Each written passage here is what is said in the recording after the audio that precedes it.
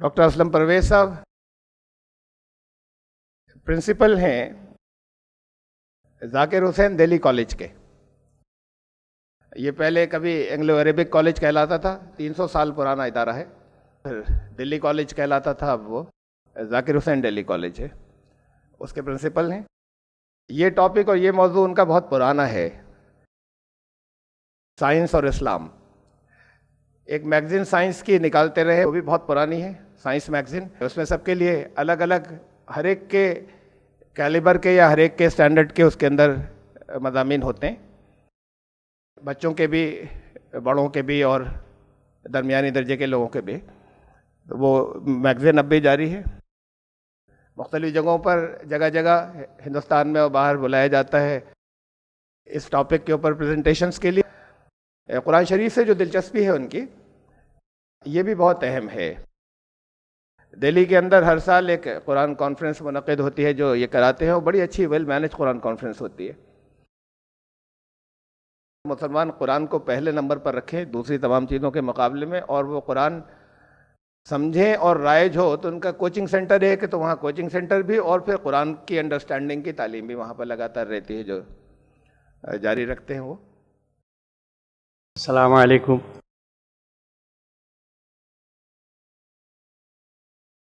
محترم جناب سید عبداللہ طارق صاحب اور تمام معززین، میں سب سے پہلے اللہ کا شکر ادا کرتا ہوں کہ مجھے یہاں آپ کے شہر میں آنے کا دوبارہ موقع ملا، اور سید عبداللہ طارق صاحب کا کہ انہوں نے وقت نکالا اور وقت دیا اور یہ اصرار کیا کہ میں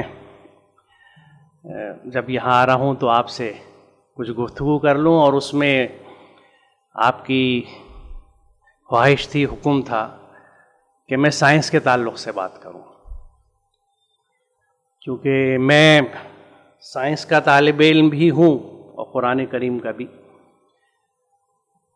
میں اس سلسلے میں تھوڑا سا کچھ عرض کرنا چاہوں گا کہ میں پرانی دہلی میں پیدا ہوا، بلی ماران کے علاقے میں، اور ایک عام مسلمان گھرانے میں جس طرح سے بچے کی تربیت دی جاتی ہے اس انداز سے میری بھی تربیت ہوئی. اور یہ عام انداز سے میری مراد یہ ہے کہ قرآن کے الفاظ سے روشناس کرایا گیا، جسے ہم ناظرہ قرآن کہتے ہیں. نماز سکھائی گئی، جماعت کی اہمیت، تکبیر اولیٰ کی اہمیت، پہلی صف کی اہمیت، یہ سب چیزیں سکھائی گئیں. جب عمر ہوئی کچھ تو روزہ رکھوایا گیا اور روزے کی اہمیت بتائی گئی. اس سے آگے اسلام کے بارے میں مجھے کچھ نہیں پتا تھا. اور ان مساجد میں جب کبھی کوئی محفل ہوئی تو وہاں پہ مجھے بچپن سے 5 فرائض بتائے گئے: توحید، نماز، روزہ، زکوٰۃ، حج. انہی پہ میرا فوکس رہا. اللہ کا بڑا کرم میرے اوپر یہ ہو گیا کہ ایک واقعہ میری زندگی میں ایسا ہوا کہ میں اس طرف میرا رجحان آیا کہ میں قرآن کو ترجمے سے پڑھوں. اور میں نے جب ترجمہ پڑھنا شروع کیا تو بہت سی چیزیں جہاں سامنے آئی، وہاں ایک بہت بڑی حقیقت یہ سامنے آئی کہ میں جس چیز کو آج تک اسلام سمجھتا تھا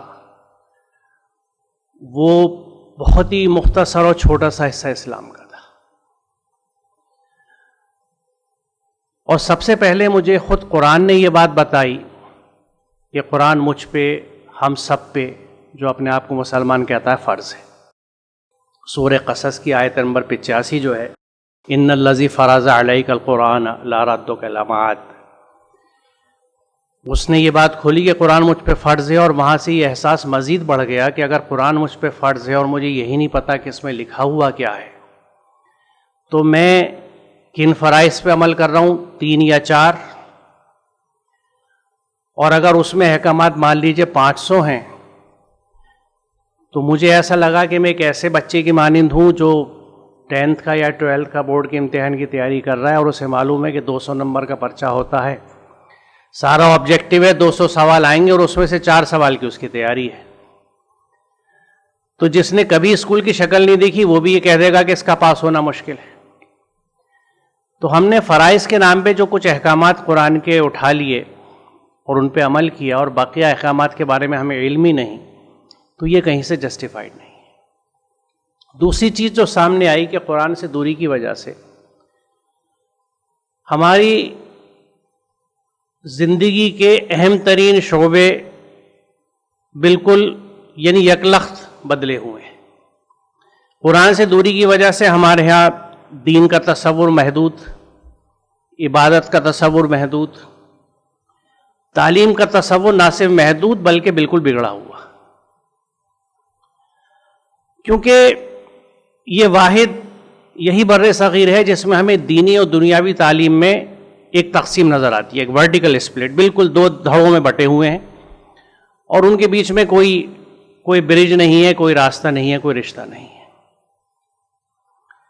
اب قرآن کو سمجھنے کے بعد پہلی چیز یہ سامنے آئی کہ مادے کے اعتبار سے دین کے مفہوم کو اگر ہم دیکھیں تو 3 مفاہیم نکلتے ہیں: اطاعت، قانون اور یوم الجزا یا قیامت، یوم الدین جہاں استعمال کیا جاتا ہے۔ اور قانون ایک بہت بڑا مطلب اور مفہوم ہے دین کے لفظ کا، تو اگر دین میں قانون کا مفہوم شامل ہے اور اس انداز سے ہم استعمال کرتے ہیں اور قرآن میں بھی استعمال ہوا ہے، تو اس پوری کائنات میں جو قدرت کے قوانین چلتے ہیں ان کا مطالعہ، ان کا علم کیوں کر دین سے باہر ہو سکتا ہے؟ کیونکہ اللہ تعالیٰ کے قوانین کا مطالعہ عین دین ہے، بلکہ قرآن کریم میں کئی جگہ اس کا ذکر ہے، اور میں ایک آیت یہاں آپ لوگوں کے سامنے پیش کرنے کے لیے آج لے کے بھی آیا ہوں۔ دوسری چیز جو قرآن کریم کو اگر ہم ترجمے سے پڑھتے ہیں تو قرآن بار بار اپنے پڑھنے والے کو یہ دعوت دیتا ہے کہ تم یہ کیوں نہیں دیکھتے، مثال کے طور پہ تم ان پہاڑوں کو کیوں نہیں دیکھتے، تم اونٹ کیسا بنا اسے کیوں نہیں دیکھتے، ہم کس طرح بارش برساتے ہیں، اس کے بعد کیا نوعیت زمین کی ہوتی ہے، یعنی جو کائنات میں مختلف چیزیں ہیں ان کی طرف قرآن ہمیں دعوت دیتا ہے کہ آپ اس کو دیکھیں، آپ اس کو سمجھیں۔ تو میرا جو آج کا موضوع ہے سائنس برائے ادراک آیات، اس میں اسی رخ پہ فوکس رکھوں گا، کیونکہ اسلام اور سائنس اور قرآن اور سائنس کی جب بھی بات ہوتی ہے، یہ بھی میں وضاحت یہاں کرنا مناسب سمجھتا ہوں، وہاں پہ 2 ہمیں انداز نظر آتے ہیں۔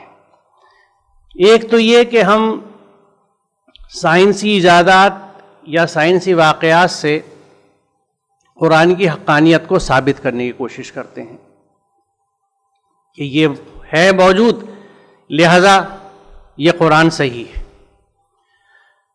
دوسری چیز جو ہوتی ہے وہ یہ کہ ہم قرآن میں کہیں پہ جہاں نیچرل فینومیناز کا ذکر ہے، مثال طور پر قرآن ہمیں یہ بتاتا ہے کہ ہم نے ہر زندہ چیز پانی سے پیدا کری، یہ ایک سائنسی حقیقت ہے۔ میں نے بھی اوریجن آف لائف مدتوں پڑھایا اسٹوڈنٹس کو، اور اس میں ظاہر ہے یہی چیز بتائی کہ کس طرح پانی میں زندگی کی شروعات ہوئی۔ تو جو چیزیں قرآن میں موجود ہیں ان کی بنیاد پہ ایک گروپ ہے جو یہ کہتا ہے کہ بھئی آج کیا چیز معلوم ہے، یہ تو قرآن میں 1400 سال سے موجود ہے، ہمیں معلوم ہے۔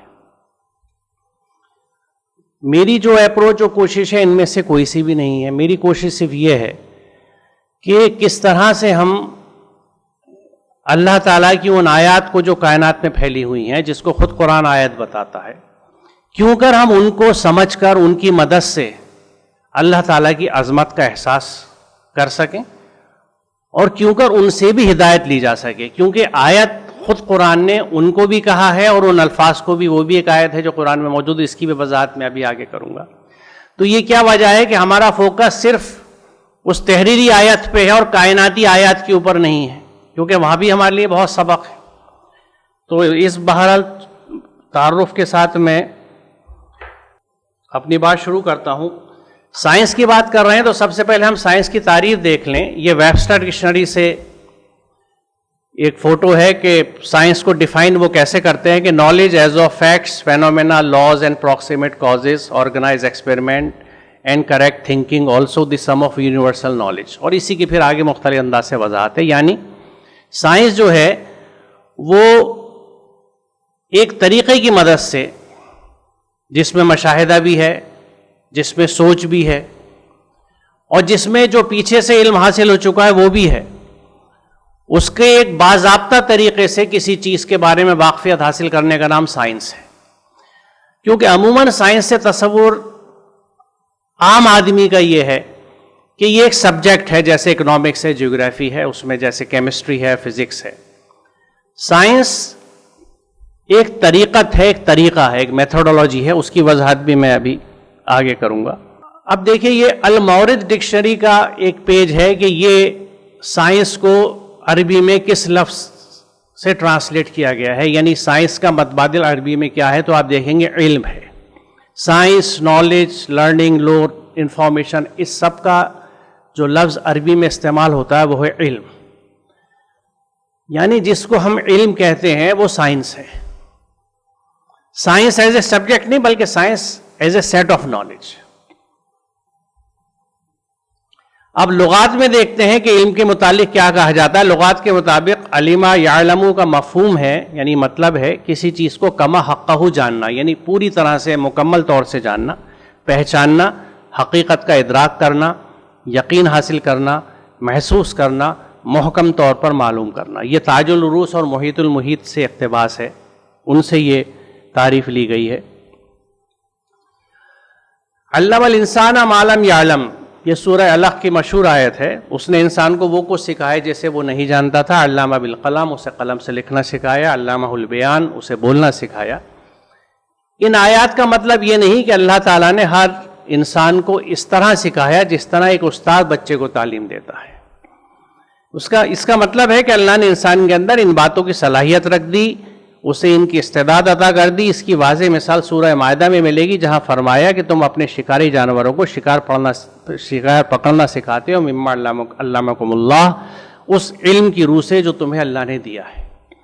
یعنی چاہے وہ علامہ بالقلم ہو, علامہ البیان ہو, یہ وہ چیزیں ہیں جس کی استعداد اللہ نے, یعنی کیپیسٹی ہمارے اندر رکھ دی ہے. کیونکہ کسی بھی انسان کو جیسے استاد کوئی چیز سکھاتا ہے, اللہ تعالیٰ اس طرح تو نہیں سکھاتا. استعداد دے دی آپ کے اندر, صلاحیت ہے. یعنی ہم سب کے اندر یہ صلاحیتیں موجود ہیں کہ ہم ان چیزوں کو سیکھ سکیں, ان کا عبور حاصل کر سکیں. اور اس کی مثال میں اس طرح دیتا ہوں کہ ایک بچہ جب گھر میں پیدا ہوتا ہے تو اگر وہ یہاں پیدا ہوا تو وہ ہماری اردو یا ہندوستانی زبان سیکھتا ہوا بڑا ہوتا ہے اور اسے بولنے لگتا ہے.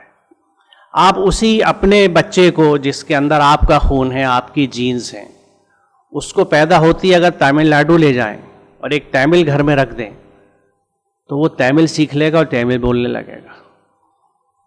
فرانس کی کسی فیملی میں رکھ دیں تو وہ فرینچ سیکھ لے گا, فرینچ بولنے لگے گا. یہ کیا ثابت کرتا ہے کہ اس بچے میں ہر چیز کی, یعنی اگر ہم زبان کے تعلق سے دیکھیں تو اس میں ہر زبان کو سیکھنے کی صلاحیت تھی. اس کے ماحول نے جو انپٹس اس کو دیں, جو زبان اس سے متعارف کی گئی اس زبان کو وہ سیکھ گیا, اسے بولنے لگا. تو یعنی استعداد ہر چیز کی ہے, ہر انسان میں ہر چیز کی استعداد ہے. اصل چیز یہ ہے کہ اس کی اس کیپیسٹی کو, اس کی استعداد کو کتنا ٹیپ کیا گیا, یعنی کتنا پہچانا گیا اور کتنا گروم کیا گیا. اور یہ بہت اہم نقطہ ہے کیونکہ یہیں پہ رول آ جاتا ہے سب سے پہلے ماں باپ کا, سماج کا, اساتذہ کا, ٹیچرز کا, اسکولز کا, اور اس سماج کا جس میں وہ بچہ رہ رہا ہے. اور یہ اہم اس لیے ہے کہ اگر یہاں پہ ہم فیل ہوئے ہیں, ہم ناکام ہوئے ہیں, اور اپنے ہر پیدا ہونے والے بچے کی صلاحیتوں کو ہم والدین کے طور پہ, اساتذہ کے طور پہ, سماج کے طور پہ ابھار نہیں سکے, اجاگر نہیں کر سکے, ان صلاحیتوں کو ہم نے ایک طرح سے ضائع کر دیا. اللہ تعالیٰ کی ایک بہترین نعمت, ایک شخصیت جو وجود میں آئی تھی, اس کو اس کا اپنا آکار نہیں لینے دیا, اپنی اوریجنل شکل نہیں لینے دی, اس میں ایک ہنڈرنس بن گئے, رکاوٹ بن گئے. تو یہ بہت بڑی جواب دہی ہوگی ہماری, اور ہے. مجھے اس بات سے ڈر لگتا ہے. عموماً اس چیز کو ہم نہیں توجہ دیتے, نہیں سوچتے, کیونکہ اس کو اس رخ سے اور دین کے رخ سے شاید کسی نے نہیں بتایا کہ یہ بھی ہمارے فرائض میں سے ہے، ذمہ داری میں سے ہے کہ اللہ تعالیٰ نے جو نعمت ہمیں عطا کی ہے، وہ بچہ ایک اسٹیٹسٹیکل فگر نہیں ہے کہ ایک بچہ ہے، 2 بچے ہیں، 3 بچے ہیں، 4 بچے ہیں، یا جینڈر ایشو نہیں ہے کہ لڑکا ہے یا لڑکی ہے. وہ ایک مومنہ یا مومنہ ہے، مومن ہے، ایک مسلمان بچہ ہے، ایک زبردست باصلاحیت پوٹینشل آپ کو ملا ہے. کیا آپ نے اس کو وہ شکل دی جو دے دینی چاہیے تھی تاکہ وہ دنیا میں کچھ کر سکے، کچھ مثبت کر سکے، کچھ سماج کو دے کے جا سکے؟ یا ہم نے اس کو حیوانی زندگی دی جس میں جیسے حیوان چھوٹا تھا، بڑا ہوا کھا پی کے، اس کے بعد اس کے کچھ بچے ہوئے، پھر وہ بوڑھا ہوا، پھر مر گیا، اس کے علاوہ اس کا کنٹریبیوشن کچھ نہیں ہے. بلکہ کہیں کہیں تو یہ لگتا ہے کہ کبھی کبھی اوسط میرے جیسے آدمی کے مقابلے میں اس حیوان کی شاید کنٹریبیوشن زیادہ ہے، کیونکہ اگر گائے بھینس ہے تو دودھ دے رہی ہے سماج کو. کیا ہم اپنے سماج کو اتنا دے پا رہے ہیں؟ یہ موضوع دوسرا ہو رہا ہے، لیکن اہم بات تھی اس لیے میں نے ضمنی ذکر کر دیا، کیونکہ یہ سوچنے کی چیزیں ہیں. علم کے 2 سورسز بذریعہ وحی اور بذریعہ استعداد. وحی کا علم وہ جو اللہ تعالیٰ اپنے چنندہ بندوں پہ اتارتا ہے، اور وہ سب سے بڑا ذریعہ ہے علم کا. دوسرا علم وہ جو استعدادی علم ہے، جس کو آپ سیکھتے ہیں، جس کا ذکر اس آیت میں کیا گیا کہ علم آدم الاسماء کلھا. یعنی اسے ہم آج کی زبان میں یہ کہہ سکتے ہیں کہ اللہ تعالیٰ نے ہر چیز کی مکمل کیپیسٹی ہر انسان کے جینز میں دے دی ہے. کیونکہ یہاں جتنے لوگ یہاں اس ہال میں بیٹھے ہوئے ہیں وہ سب الگ الگ ہیں، صورت شکل میں الگ ہیں، اپنی بناوٹ میں الگ ہیں، کوئی چھوٹا ہے، کوئی بڑا ہے، کوئی دبلا ہے، کوئی زیادہ صحت مند ہے، عادتاً و مزاجن بھی الگ ہیں. کیونکہ آپ سب کے کروموزومز، آپ کی جینز الگ الگ ہیں. لیکن بنیادی طور سے سب کے پاس، سب کے جسم میں، ہر سیل میں 23 جوڑے کروموزومز ہیں، 23 پیئرز جو مشترک ہیں، اور حضرت آدم علیہ السلام کے زمانے سے چلے آ رہے ہیں. یہ وہ کروموزومز، یہ وہ جینز ہیں جس میں اللہ تعالیٰ نے ہر چیز کی اختیار رکھ دی ہے، ہر چیز کی صلاحیت موجود ہے. یہ کس کو ہم ابھارتے ہیں، کس کو ہمارا سماج ابھارتا ہے، یہ اس پہ منحصر ہے. اور یقیناً آپ یہ سوچئے کہ پڑوس میں مراد آباد ہے، ایک کارخانے دار اگر 10 برتن بنا کے اور کاریگر پہ چھوڑ کے جاتا ہے کہ ان کو پالش کر کے تیار کر دو تاکہ یہ بہت خوبصورت گلدان کی شکل میں وجود میں آ جائیں، یا وہ پیچھے سے اور ہم چلیں کہ جب وہ رو پیتل دیتا ہے اپنے ڈھلئیے کو، اس سے گلدان بنانے ہیں اور ان کو تیار کر دو، تو وہ ڈھلئیے اگر ان گلدانوں کو تیار نہیں کر پاتا، وہ پیتل کے ڈھیر سے پڑے رہ جاتے ہیں یا ٹیڑھے سیدھے وجود میں آ جاتے ہیں، جس کو گلدان کے طور پہ کوئی قبول نہیں کرے گا، سماج میں کوئی افادیت اس کی نہیں ہوگی، تو وہ بتائیے وہ کارخاندار اس ڈھلئیے کو کیا تنخواہ دے گا اور کیا نوکری پہ رکھے رہے گا؟ اللہ تعالیٰ جب ہمیں اولاد دیتا ہے تو یہ بالکل یہی صورتحال ہوتی ہے کہ ہمیں ایک اس نے اپنی نعمت دی ہے جس کو تربیت دے کے، علم سے، تربیت سے ہمیں ایک ایسا فعال، نافع، فائدے مند فرد وجود میں لانا ہے جس سے سماج کو کچھ فائدہ پہنچے، جو سماج کو کچھ دے. اور اگر ہم اس میں ناکام ہوتے ہیں تو کیا ہم اللہ تعالیٰ کے جواب دہ نہیں ہوں گے کہ تجھے اتنے بیٹے اور اتنی بیٹیاں میں نے دی تھیں، تجھے یہ تو فکر رہی کہ اس کا کاروبار کہاں پہ ہوگا اور اس کی شادی کیسے ہوگی اور اس کے جہیز کے لیے پیسہ کہاں سے آئے گا اور کتنے میں لین دین ہوگا، لیکن وہ شخصیت کیا وجود میں آئے گی؟ کیا وہ کام کر رہی ہے جس کے لیے اس کو بھیجا گیا ہے؟ یہ کیا میں تربیت دے پایا یا نہیں دے پایا؟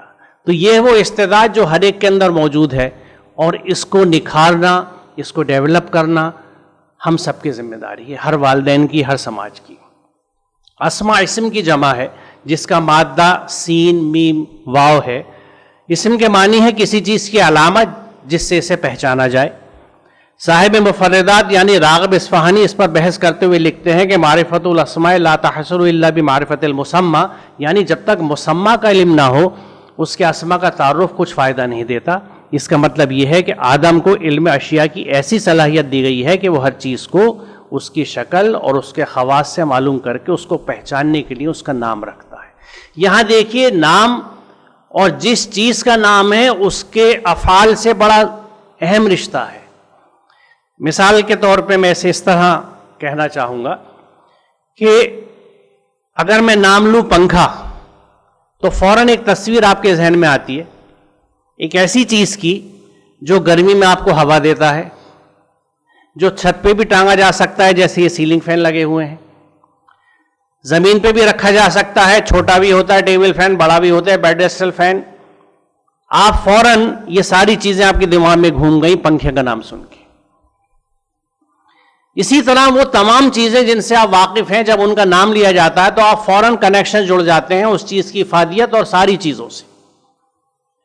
لیکن اگر میں کسی ایسی چیز کا نام لوں جس میں سے مان لیجیے اگر آپ کی اکثریت واقف نہیں ہے جیسے کوارک, تو اب اس نام کو آپ نے سن لیا لیکن کوئی پہچان دماغ میں نہیں آ رہی. اگر کوئی آپ کے یہاں سے فزکس کا اسٹوڈنٹ ہوگا تو وہ اس بات کو سمجھے گا کہ ہاں یہ سب ایٹامک پارٹیکل ہے ایک, جس کو اس کی کلر کی بنیاد پہ آربیٹریریلی تخیلی طور پر نام دیا جاتا ہے. تو وہ بھی جتنا اس کے بارے میں جانتا ہوگا اتنی ہی شبیہ یا اتنا ہی تصور اس کا ڈیولپ ہوگا اس چیز کے بارے میں. تو نام کا اور افعال کا یا نام کے اظہار کا بہت بھاری اور اہم رشتہ ہے. وہ اس بات کی وضاحت ہے کہ آدم کو اللہ تعالیٰ نے ہر چیز کے نام سکھائے. تو بات نام تک نہیں تھی بلکہ ان کے پورے خواص اور ہر چیز کا ایک طرح سے انسائکلوپیڈیا اس آدم کے اندر رکھ دیا, ابن آدم کے اندر رکھ دیا. کس طرح سے کہ اس کی استعداد رکھ دی. اس کی وضاحت تھوڑی سی آگے اور ہوگی. اب یہ جو استعدادی علم ہے اس کو حاصل کرنے کے 3 اہم ترین ذرائع ہیں جن کی مدد سے ہم اسے سیکھتے ہیں. سننے کی مدد سے سماع, دیکھنے کی مدد سے بصر, اور فواد یعنی تھنکنگ مائنڈ, سوچ. اس میں دماغ کا یا سوچ کا جو تعلق ہے وہ یہاں سے وضاحت ہوتی ہے اس بات کی کہ ہم جب کسی چیز کو اپنی آنکھ سے دیکھتے ہیں تو سچی بات یہ ہے, ایک سائنسی حقیقت یہ ہے کہ ہم آنکھ سے نہیں دیکھتے, دیکھتے دماغ سے ہی ہیں. کیونکہ آنکھ جس چیز کو دیکھتی ہے اس کا عکس اس حصے میں جاتا ہے دماغ کے جو ہماری بصارت کو, ہمارے ویژن کو کنٹرول کرتا ہے. وہاں پہ وہ تصویر بنتی ہے جس سے ہم اس چیز کو دیکھتے ہیں یا پہچانتے ہیں. یہی معاملہ سننے کا ہے کہ کان سے جو بھی آواز کی لہر جاتی ہے یہاں سے, وہ یہاں سے گزرتی ہوئی اس حصے میں آتی ہے جہاں پہ اس آڈیٹری نروز کے ذریعے وہ الیکٹرک کرنٹ, کیونکہ وہ آواز جو ہے بہت خفیف سے الیکٹرک کرنٹ میں تبدیل ہوتی ہے اور آگے سفر کرتی ہے. تو آواز کو پہچاننے کا کام بھی دماغ کا ہے. اور اس کا آپ نے اکثر جو ایک بغیر سوچے شاید یہ قدرتی بات ہو جاتی ہے کہ آپ کے پاس فون آیا, آپ نے اٹھایا اور آپ نے کہا جی خالہ امی کیا کہہ رہی ہیں, السلام علیکم. اس آواز کو آپ نے پہچان لیا, آپ کے دماغ نے فوراً کنیکٹ کر لیا کہ یہ آواز تو خالہ امی کی ہے, یہ آواز والدہ کی ہے, والد صاحب کی ہے. یہ ہے دماغ کا کام. تو دماغ کا رول ان سب چیزوں میں بہت اہم ہے. اور اگر آپ دماغ کے ان حصوں پہ غور کریں جو ان سے جڑے ہوئے ہیں تو یہ حصہ جو ہے یہ ہمارے چھونے کی حص کو اینالائز کرتا ہے. کیا چیز آپ نے سخت چیز چھوئی, نرم چیز چھوئی, گرم ہے کہ ٹھنڈی ہے. یہ حصہ سائٹ کا ہے جو لال رنگ کا ہے, بصارت کا. جو کچھ ہم دیکھتے ہیں وہ اس حصے کی مدد سے دیکھتے ہیں. اور یہ آس پاس جو 2 حصے نظر آتے ہیں, اوپر والا سننے کا ہے اور نیچے والا اس جو کچھ سننا اس کو سمجھنے کا ہے. تو یہ بھی ایک سائنسی حقیقت ہے کیونکہ یہ چیز آپ نے اکثر محسوس کری ہو کہ میں چونکہ ایک پرانا ٹیچر ہوں, بطور ٹیچر اس چیز کو کلاس میں بھی دیکھتا ہوں کہ کچھ بچے صرف سنتے ہیں اور ان کے چہرے سے پتہ لگ جاتا ہے کہ یہ کچھ سمجھ نہیں رہے. تو یہ در حقیقت سننا اور سمجھنا حقیقتاً دماغ میں 2 الگ حصوں کا کام ہے. یہ حصہ جو ہے یہ صرف سننے کے لیے ہے اور یہ اس کو سمجھنے کے لیے ہیں. دونوں حصے الگ الگ ہیں. تو بہرحال اس کو دکھانے سے میرا مقصد یہ تھا کہ یہ چیزیں کس طرح جڑی ہوئی ہیں. اور اس کو سمجھنے کے بعد میں جس کی وضاحت کی بات آپ کا کر رہا تھا کہ اس آیت میں کلہ میں, کلہ کا لفظ نہایت اہم اور غور طلب ہے. یعنی ہر چیز اللہ تعالیٰ نے سکھا دی. اس کی وضاحت یہاں پہ اس ایک لفظ نے نسل انسانی کو علم کے بحر ذخار سے آشنائی کی دعوت دی ہے. یعنی اللہ نے تو تمام اشیاء کا علم حاصل کرنے کی استعداد انسان میں رکھ دی. اب یہ اس کی ثوابدید، صلاحیت اور استطاعت پر ہے کہ وہ اس کا کتنا حصہ حاصل کر پاتا ہے۔ معرفت کے یہ مدارج وہ کیوں کر طے کرتا ہے؟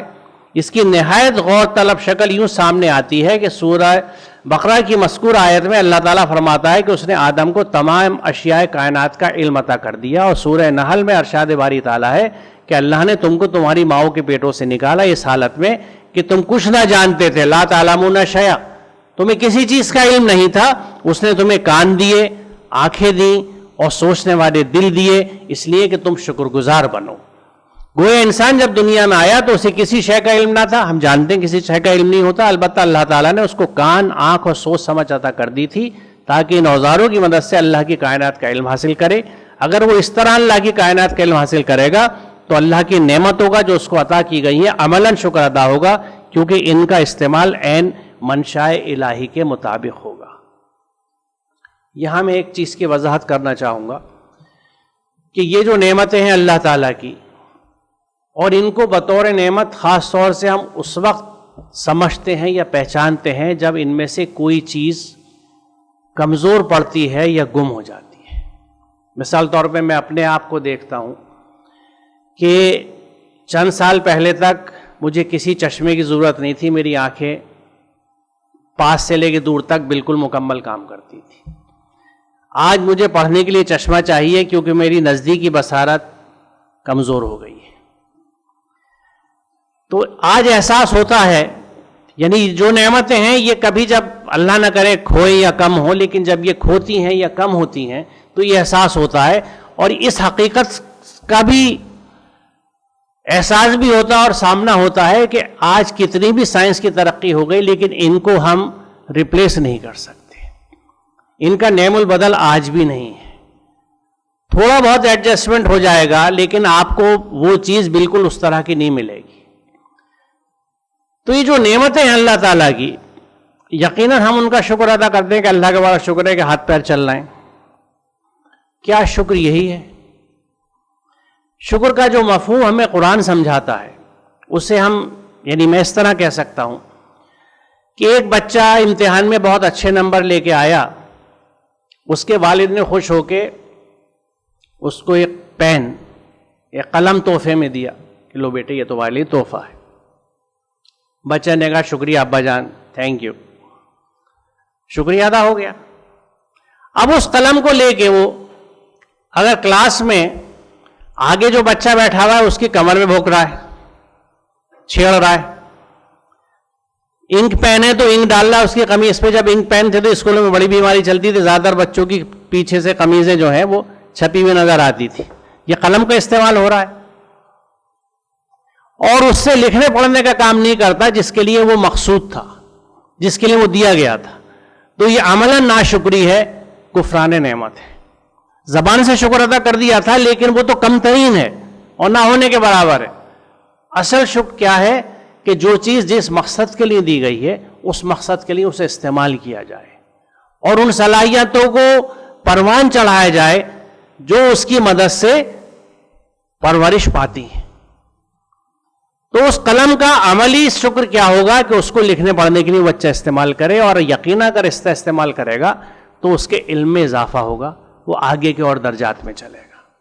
تو اللہ تعالیٰ کی نعمتوں کا بھی شکر کرنے کا انداز یہی ہے کہ جو اس نے ہمیں سمجھ دی ہے، جو آنکھیں دی ہیں، جو کان دیے ہیں، جتنی بھی صلاحیتیں دی ہیں، وہ اس مقصد کے لیے استعمال ہو جس مقصد کے لیے اللہ تعالیٰ نے ہمیں دی ہے۔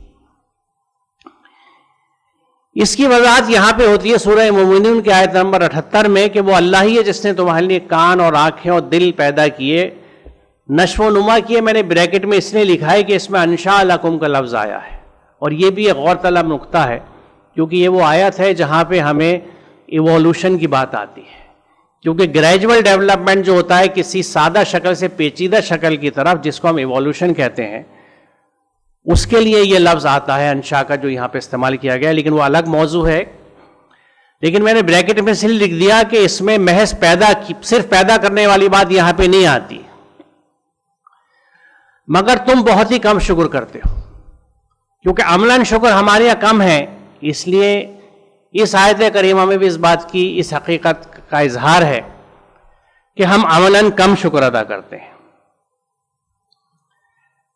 دوسری چیز یقیناً آسمان اور زمین کی پیدائش اور مخلوق میں اور رات دن کے ہیرے پھیر میں عقل مندوں کے لیے نشانیاں ہیں. یہاں نشانیوں کا لفظ آیت کے لیے آیا ہے. یعنی جو بات میں کہہ رہا تھا کہ زمین اور آسمان کی پیدائش اور اس میں موجود تمام مخلوقات میں اور رات دن کے الٹ پلٹ میں کہ اب شام ہوگی پھر صبح ہوگی، صبح ہوتی ہے شام ہوتی ہے، عمر یوں ہی تمام ہوتی ہے، اس میں بھی عقل مندوں کے لیے نشانیاں ہیں، یعنی آیات ہیں. تو اگر یہ بھی آیات ہے تو پھر لفظ آیت کا مفہوم کیا ہے، ذرا اس پہ غور کر لیں تاکہ یہ وضاحت ہو کہ یہ آیت ہے کیا چیز. کیونکہ بچپن میں بھی جیسے میں نے کہا کہ جس طرح ایک روایتی مسلم گھر میں میری تربیت ہوئی تھی، تو مجھے جب وہ نازلہ قرآن پڑھایا جاتا تھا تو مجھے یاد ہے کہ کچھ خاص نشانوں پہ مجھ سے کہا جاتا تھا کہ آگے آیت اور یہاں رک جاؤ اور اس کی آواز اب ایسی ہو جائے گی. اس سے آگے مجھے آیت کے بارے میں کسی نے کچھ نہیں بتایا تھا جب تک کہ اللہ نے یہ میرے اوپر کرم کیا کہ یہ چیز اس انداز سے کھلی میرے سامنے. آیت ظاہری علامت یا نشانی کو کہتے ہیں، چنانچہ راستے کے نشانات کو آیات کہتے ہیں، یعنی سنگ میل جو ہوتے ہیں، مائل سٹونز، وہ بھی آیت ہوتے ہیں کیونکہ وہ نشاندہی کرتے ہیں اس منزل کی جس کی طرف آپ جا رہے ہیں. در حقیقت آیت ہر اس ظاہر شے کو کہتے ہیں جو کسی چھپی ہوئی شے کا لازمی خاصہ ہو، اور جب کوئی شخص اس ظاہری شے کا ادراک کر لے تو وہ جان لے کہ اس نے اس پوشیدہ شے کا ادراک یا اندازہ کر لیا. یہ اقتباس جو ہے راغب تاج اور محیط سے ہے.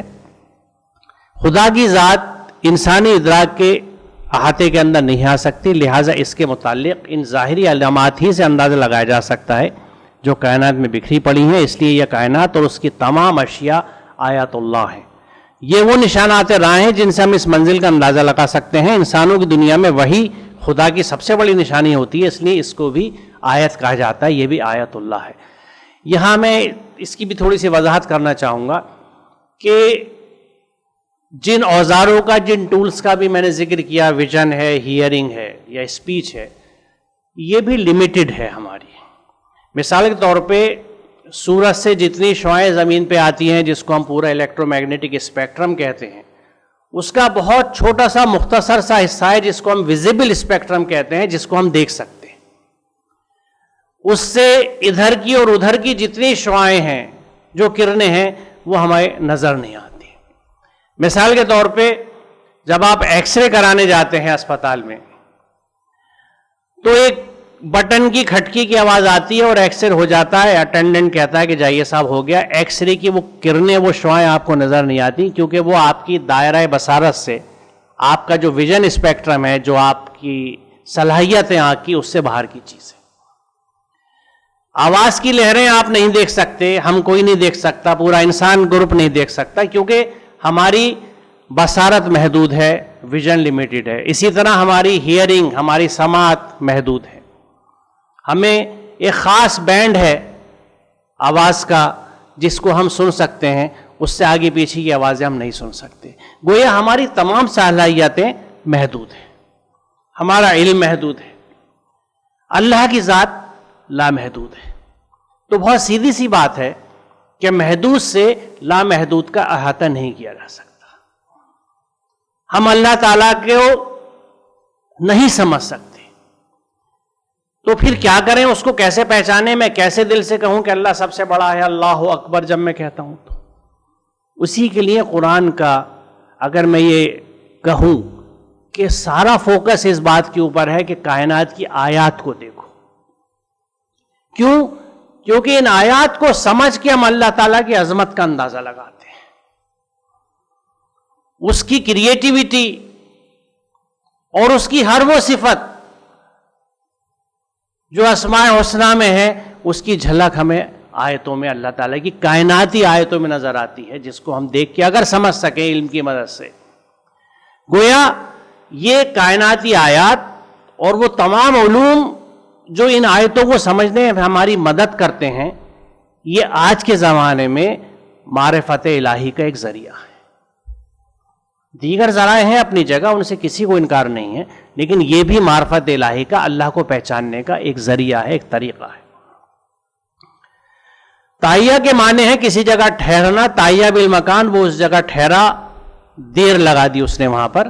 ابن فارس نے کہا ہے کہ اس کے بنیادی معنی دو ہیں، ٹھہر کر غور و فکر کرنا اور قصد و ارادہ کرنا.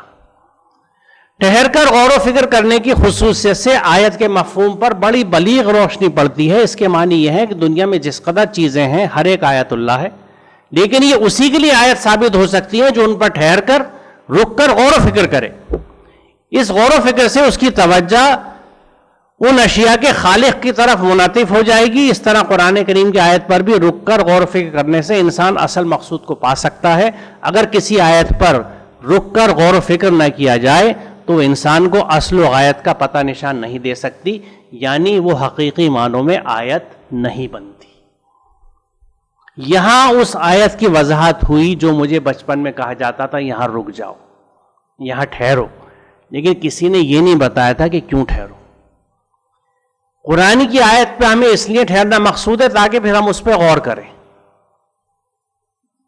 کہ یہ بات کیا کہی گئی ہے، اس سے مجھے کیا سمجھنا ہے یا کس انداز کا عمل کرنا ہے اس آیت کو سمجھنے کے بعد. اور کائناتی آیات پہ اس لیے رکنا ہے کہ رک کے اس کا مطالعہ کرنا ہے، مشاہدہ کرنا ہے، اور اس سے کیا ہم سیکھ سکتے ہیں یہ سیکھنا ہے. اب دیکھیے کائناتی آیات کی طرف میں آتا ہوں. یہ دو تصویریں ہیں، ایک تصویر یہ آدھی اوپر ہے اور یہ نیچے ہے. یہ ہماری کہکشاں کی ہے جس کو ہم گیلیکسی کہتے ہیں، ملکی وے. یہ اس کا اوپر کا ویو ہے اور یہ اس کا لیٹرل یا بغلی ویو ہے. جو بالکل ایسا لگ رہا ہے جیسے دو ہاف فرائیڈ انڈوں کو ایسے اوپر تلے رکھ دیا گیا. اور یہ ایک اسپائرل کی شکل میں اگر اوپر سے دیکھے گھمادار، جیسے چکری گھومنے والی وہ آپ نے دیکھی ہوگی آتش بازی میں جو استعمال ہوتی ہے اس شکل کی. اور اس پوری گیلیکسی میں یا کہکشاں میں یہ جو پیلا نقطہ آپ کو نظر آ رہا ہے بہت چھوٹا سا حقیر سا، یہ پورا ہمارا نظام شمسی یعنی سولر سسٹم، صرف زمین ہی نہیں ہے، پورا سولر سسٹم ہے. اور اب اگر اس کی ہم پیمائش کی بات کریں تو اس کے ایک بازو سے جو یہاں پر ہے اس دوسرے بازو تک کا فاصلہ جو ہے وہ 1,00,000 نوری سال یا لائٹ ایئرس ہے. لائٹ ایئر کیا ہوتا ہے؟ روشنی کی رفتار ایک سیکنڈ میں 1,86,000 میل. آپ اندازہ لگائیے کتنی، یعنی حقیقی معنی میں برق رفتار، شاید اسی لیے یہ لفظ بنا برق رفتاری کا. تو آپ یہ حساب لگائیں کہ یہ 1 منٹ میں 1 سیکنڈ میں روشنی اتنا چلتی ہے. 60 سے ضرب دیجئے کہ 1 منٹ میں کتنا چلے گی، پھر 60 سے ضرب دیجئے 1 گھنٹے میں کتنا چلے گی، پھر 24 سے ضرب دیجئے پتہ لگے کہ 1 دن میں کتنی چلے گی. اور یہاں تک آتے آتے عام قسم کے کمپیوٹرز جواب دے دیں گے کیونکہ کیلکولیشنز ان کے بس سے باہر چلی گئی. پھر آپ یہ اندازہ لگائیے کہ 1 مہینے میں کتنی چلے گی وہ روشنی، اور پھر 1 سال میں کتنا چلے گی. یہ روشنی 1 سال میں جتنا سفر کرتی ہے اس کو 1 نوری سال یا 1 لائٹ ایئر کہا جاتا ہے. یہ پیمانہ اس لیے بنایا گیا کہ کائنات کے فاصلے بہت طویل ہیں، ان کو آپ میٹر کلومیٹرز میں نہیں ناپ سکتے، تو ان کے لیے یہ پیمانہ بنایا گیا لائٹ ایئر کا کہ روشنی 1 سال مسلسل چلنے سے جو فاصلہ طے کرتی ہے اس کو ہم 1 نوری سال یا 1 لائٹ ایئر کہتے ہیں. تو ہماری جو کہکشائیں گیلیکسی ہے اس کی ایک بازو سے دوسرے بازو آنے کے لیے ہمیں 1,00,000 لائٹ ایئرس کا فاصلہ طے کرنا پڑتا ہے. یعنی 1,00,000 سال تک اگر ہم روشنی کی رفتار سے چلیں، جو اس وقت تک تھیوریٹیکلی پاسبل نہیں ہے تمام فزکس کے قوانین کی مدد سے، کیونکہ ہم مادے کی شکل میں پھر رہ ہی نہیں پائیں گے، توانائی میں تبدیل ہو جائیں گے. اس 1,00,000 سال روشنی کی رفتار سے چلنے پہ ہم صرف اپنی گیلیکسی کے ایک بازو سے دوسرے بازو پہ آئیں گے. اس سے آپ اس کی وسعت کا اندازہ لگائیے کہ صرف یہ گیلیکسی، اور یہ حقیقت ہے آج کہ اس کائنات میں ایسی کروڑوں اور شاید اربوں گیلیکسیز ہیں جو موجود ہیں اس کائنات کے اندر. اور ان سب گیلیکسیز میں کتنے ہی سورج، کتنے ہی ان کے سیارے جو یقیناً لاتعداد ہوں گے. اور اس میں یہ سوچنے کی اور سمجھنے کی بات ہے کہ یہ تمام سیارے، یہ ستارے جو رات کو آپ کو تارے نظر آتے ہیں آسمان میں، ان کو کسی بہت مضبوط قسم کی رسیوں نے نہیں پکڑ رکھا، کسی ستونوں پہ نہیں ٹکے ہوئے، یہ معلق ہیں، لٹکے ہوئے بنا کسی سہارے اور سپورٹ کے، جس کا قرآن میں بھی ذکر ہے. اس چیز کو آج ہم मैग्नेटिक फोर्सेस का इंटरप्ले या लेविटेशन के नाम से जानते हैं, कि मकनातीसों के बीच में इस तरह का बैलेंस बनाया जाए कि वो चीज़ मुअल्लक़ हो जाए। और इसको भी आप मामूली से, बल्कि बचपन में शायद हम सब ने वो तजर्बा किया होगा, मैं आपको याद दिलाऊं कि अगर आप एक मक्कू के अक्सर बच्चे, खुशकिस्मत दौर के बच्चे, जब वो मशगूलियतें बच्चों की नहीं आई थी जो आज हैं, जिसकी वजह से वो बच्चे हमारी बुनियादी चीज़ों से दूर हो गए, तो जिस ज़माने में बुनियादी चीज़ों के साथ बच्चे खेलते थे तो मैग्नेट से, मकनातीस से बच्चे बहुत खेला करते थे, मैंने भी खेला है। एक खेल जो होता था, कागज़ का टुकड़ा लिया, उसके ऊपर कोई पिन या कील रख ली और नीचे मकनातीस रखा, वो नीचे से मकनातीस घुमा रहे हैं तो ऊपर से कील घूम रही है। इसी तरह आप अगर एक मेज पे कोई कील, आल पिन या कोई भी सुई रख लें और उसके साइड में मैग्नेट रखें, तो आप देखेंगे जो मैग्नेट सुई के करीब होगा सुई उधर को भागेगी, इधर वाला करीब आएगा सुई इधर को भागेगी। आप बहुत ध्यान से रोक के हाथ चलाएं तो एक पोजीशन ऐसी आएगी कि वो सुई बीच में लटक सी जाएगी कि ना इधर जा सकती ना उधर जा सकती, क्योंकि उस मकाम से उस सुई के ऊपर दोनों तरफ के मैग्नेट्स के फोर्सेस बराबर पड़ रहे हैं। तो इस सुई को अगर आप एक सैयारा मान लें और आप ये मान लें कि मैग्नेट सिर्फ दो नहीं है बल्कि 3D पोजीशन में सोचे कि नीचे ऊपर भी मौत, तो ये सुई बीच में मुअल्लक़ हो जाएगी फिजा में। तो ये कायनात में मैग्नेट तो कहीं नहीं है, फिर ये कहां से मुअल्लक़ है?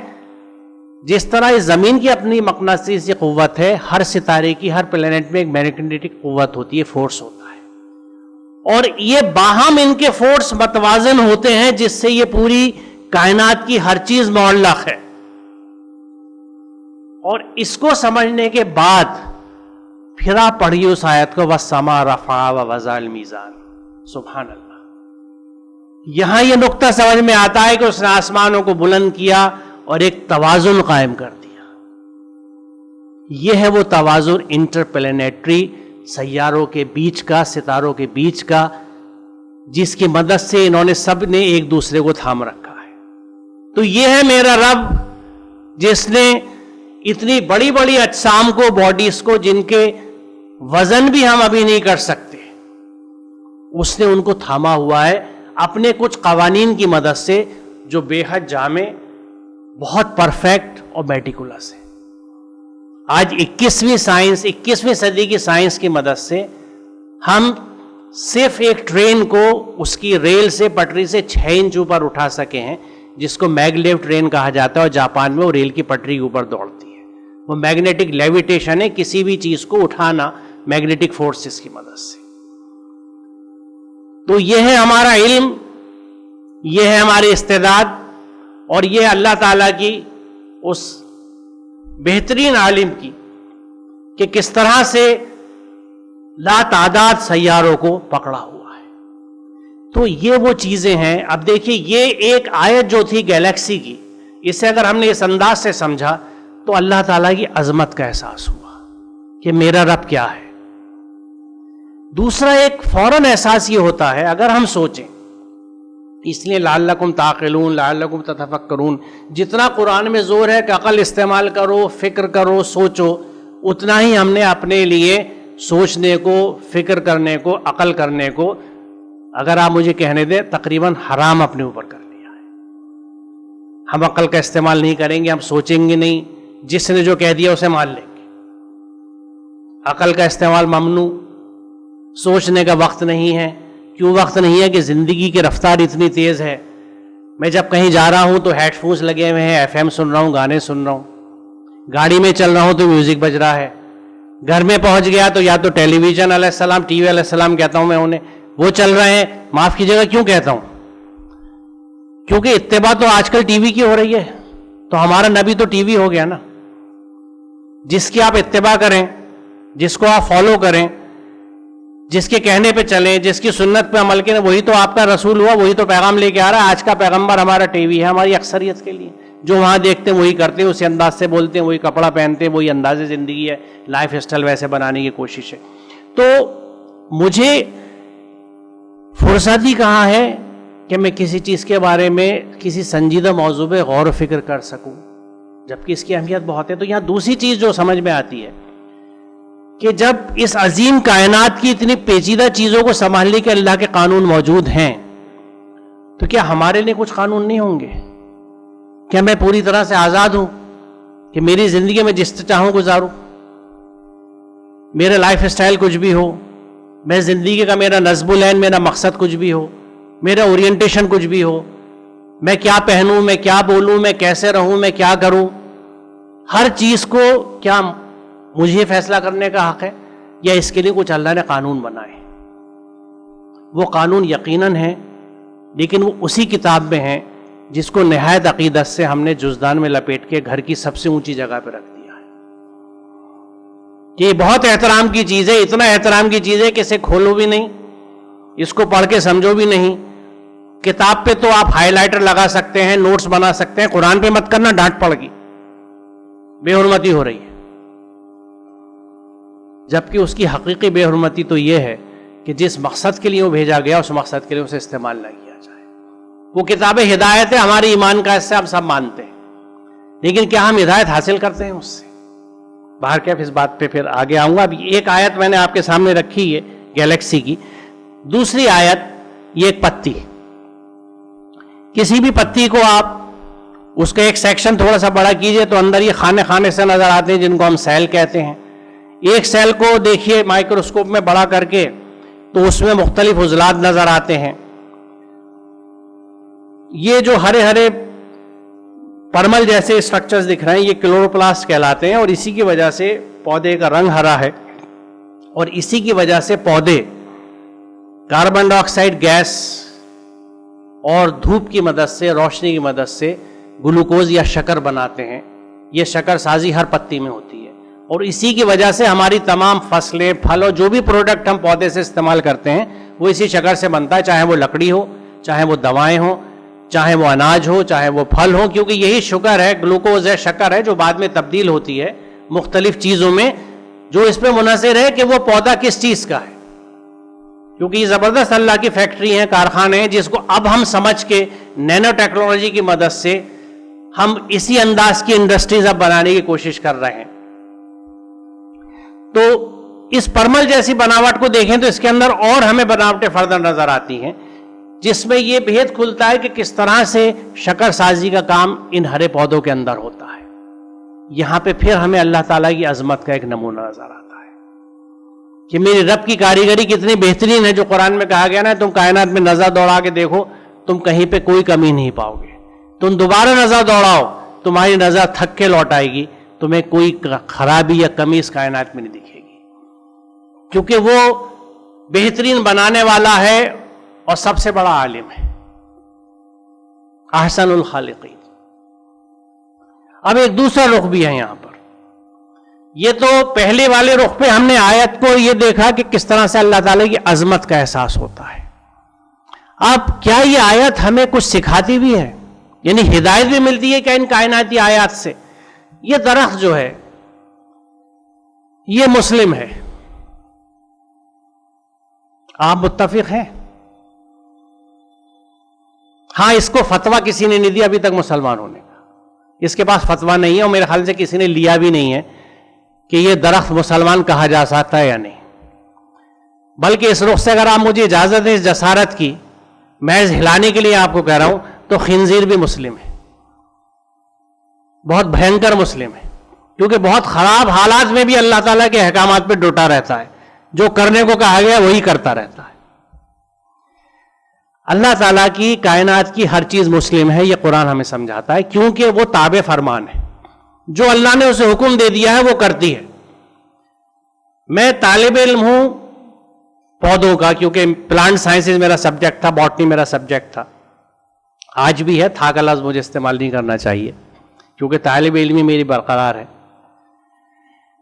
میں نے کوئی جڑ آج تک ایسی نہیں دیکھی جو پانی اور نمکیات کو جذب کرنے کے بجائے پھینکتی ہو. ہمیشہ پانی کو چوسے گی کیونکہ اللہ کا حکم ہے. تو ہر چیز کائنات کی سوائے انسان کے اس حکم کے, اس قانون کے تابع ہے جس پہ اللہ نے اسے باندھ دیا ہے, وہ چاہے وہ چھوٹی چیز ہو چاہے بڑی چیز ہو. اور یہی وہ قانون ہے جن کو ہم نیچرل لاز کہتے ہیں یا فزیکل لاز, بایولوجیکل لاز کہہ لیجئے. ایک امبریلا ٹرم نیچرل لاز ہے, قوانین قدرت. اور انہی کی میں بات کر رہا تھا کہ کس طرح ان کا مطالعہ دین سے باہر ہے, جبکہ دین کے مفہوم میں خود قانون شامل ہے. تو اس انداز سے یہ تقسیم بھی غلط ہے دینی اور دنیاوی تعلیم کی، کیونکہ دین میں قانون شامل ہے اور ہم اللہ تعالیٰ کے قوانین کا مطالعہ تو کرتے ہیں فزکس میں، کیمسٹری میں، بایولوجی میں، تو یہ کیوں کر دین سے باہر ہو جائے گا؟ تو دین، اور جب تک مسلمانوں نے اس کو دینی تعلیم کا حصہ سمجھا، 8 سے 1000 سال پہلے تک مسلمانوں کی توتی بولتی تھی. آج ہم میں سے بہت کم لوگ اس بات کو جانتے ہیں کہ ایک بہت بڑا کریکشن بنا ہماری ایفرٹس کے، کوشش کے، مغرب نے خود اپنے آپ کر لیا. 2015 کو دی ایئر آف لائٹ ڈکلیئر کیا ہے یونیسکو نے، نوری سال کے طور پہ، کہ یہ روشنی کا سال منایا جا رہا ہے. اور کیوں؟ کیونکہ دے آر سیلیبریٹنگ ابن الہیثم، جس کو الہیزن کہا جاتا تھا ترجمہ کر کے، کیونکہ یہ وہ شخص تھا، یہ وہ مسلمان سائنسداں تھا جس نے بنیادیں رکھی ہیں آپٹکس کی اور لائٹ کی، ساری فزکس کی. آج یہ بات خود مغرب میں کریکٹ کر لی کہ پہلا پن ہول کیمرہ، جو کیمرہ آبسکیورا کہلاتا، سب سے پہلا کیمرہ جو تھا جس نے عکاسی کی تھی، وہ ابن الہیثم نے بنایا تھا. اس مغربی سائنسدان نے نہیں بنایا تھا جس کے نام ہم نے اپنے ٹیکسٹ بکس میں پڑھے جب میں بچہ تھا. تو یہ خود انہوں نے کریکشنز کیے ہیں. تو یہ وہ سائنسداں ہیں جنہوں نے پیچھے 1000 سال تک علم کی جڑوں کو سنوارا ہے. یہ اس وقت تک کی بات تھی جس وقت تک ہم نے اپنے علم کو دینی اور دنیاوی علوم میں بانٹا نہیں تھا، تقسیم نہیں کیا تھا. تو یہ حقیقت ہے کہ یہ مسلمانوں کی لکھی ہوئی باتیں نہیں ہیں. جو غیر مسلم ہسٹورینس ہیں سائنس کے، چاہے وہ جارج سارٹن ہو، وہ یہ لکھتے ہیں کہ اس 1000 سال کے دور کو اگر آپ 50 سال کے پیریڈز میں ڈسٹریبیوٹ کر دیں، تقسیم کر دیں، تو پورے ہر 50 سال کے دور میں آپ کو سائنس کے ہر میدان میں جو لیڈنگ سائنٹسٹ ملے گا، جو امام ملے گا، جو عالم ملے گا، وہ مسلمان سائنسداں ہوگا. چاہے وہ کیمسٹری ہو، فزکس ہو، جیولوجی ہو، کوئی بھی سائنس کی شاخ ہو، مسلمان تھے جو سب سے بڑے سائنسداں تھے، سب سے بڑے رہنما تھے، لیڈرز تھے اپنے اپنے میدانوں کے. بہرحال تو یہ درخت ایک مسلم سماج کے طور پہ ہم اسے دیکھیں. سماج اس لیے کیونکہ ہزاروں سینکڑوں پتیاں ہیں. اور یہاں بھی ایک میں سماج کے طور سے مثال دینا چاہوں گا کہ یہ جو پتیاں ہیں، اس پتی پہ جیسے میں نے ابھی عرض کیا کہ جب سورج کی روشنی پڑتی ہے تو اس میں شکر سازی ہوتی ہے، یہ شکر بناتی ہے. وہی شکر اس کی غذا ہے، اس کا کھانا ہے. تو پتی کے لیے دھوپ بڑی اہم ہے، کیونکہ جب دھوپ ملے گی تو اس کا کھانا بنے گا. لیکن یہ پتیاں اس انداز سے درخت پہ ہوتی ہیں کہ کسی نہ کسی دن کے ایک حصے میں اس پتی تک روشنی آ جاتی ہے سورج کی، اور اس کو فلوٹیکسی کہا جاتا ہے کہ distribution, the pattern of distribution of leaves on a plant. اور یہ اللہ کی حکمت ہے کہ اس انداز سے وہ پتی نکلتی ہے کہ ہر ایک کا رخ دوسرے سے الگ ہوتا ہے. آپ نے کہیں بھی ایک دوسرے کو چڑھی ہوئی پتی نہیں دیکھی ہو کسی پودے میں. اور یہ ساری چیز اس ننھے سے بیج میں ہوتی ہے جس کو آپ زمین میں بوتے ہیں، جس سے تنا ہوا درخت نکلتا ہے. اور اس بیج کے بھی ہر سیل کے کروموزومز میں، جینز کے اندر. اب یہاں پہ لطیف خبیر کی بات سمجھ میں آتی ہے کہ اس کی لطافتیں ہیں، یہ اس کی خلاقی کی لطافتیں ہیں، باریک بینی ہیں اس کی، کہ کس انداز سے کس چیز کو کہاں سمو کے رکھ دیا ہے. شاید آپ کی پین ڈرائیو کی طرح، کہ اس چھوٹی سی پین ڈرائیو جس کو جب آپ کمپیوٹر پہ لگاتے ہیں تو پورا انسائکلوپیڈیا بریٹینیکا جو پہلے 36 جلدوں میں 6 الماریوں میں آیا کرتا تھا، موجود ہے. کیا یہ علم ہمیں اشارے نہیں دے رہا اس بڑے عالم کے انداز کے کہ آج کس طرح چیزیں کنڈینس ہوتی چلی جا رہی ہیں؟ آج آپ کا کمپیوٹر اور لیپ ٹاپ اور پام ٹاپ چھوڑ دیجئے، آپ کا موبائل بھی ایک چھوٹا سا کمپیوٹر ہے جس میں ساری چیزیں آپ کھول کے رکھ لیتے ہیں، اور ہاتھ میں رکھ کے آپ 6 فلمیں آرام سے دیکھ لیجئے، 10 فلمیں دیکھ لیجئے. اور پھر سوچئے کہ نامہ اعمال جب آپ کو دیا جائے گا جس میں ہر چیز آپ اپنے خود دیکھ لیں گے تو وہ کیسی ڈیوائس ہوگی؟ کچھ چیزیں سمجھ میں آنے لگی ہیں اب جس طرح علم آگے بڑھ رہا ہے، ہمارا واقفیت بڑھ رہی ہے. تو اس طرح سے علم کے زینے پہ چڑھتے ہوئے ہم سب سے بڑے عالم کی طرف جا رہے ہیں اور کچھ اس کی چیزوں کو سمجھنے لگے ہیں. یہ علم کی افادیت ہے. تو یہاں اہم بات یہ ہے کہ اس پتی کے لیے سورج کی روشنی بڑی اہم ہے، لیکن کسی درخت کی پتی کو آپ یہ نہیں دیکھیں گے کہ وہ دوسری پتیوں کو داب کے آگے آ کے روشنی لینے کی کوشش کر رہی ہے.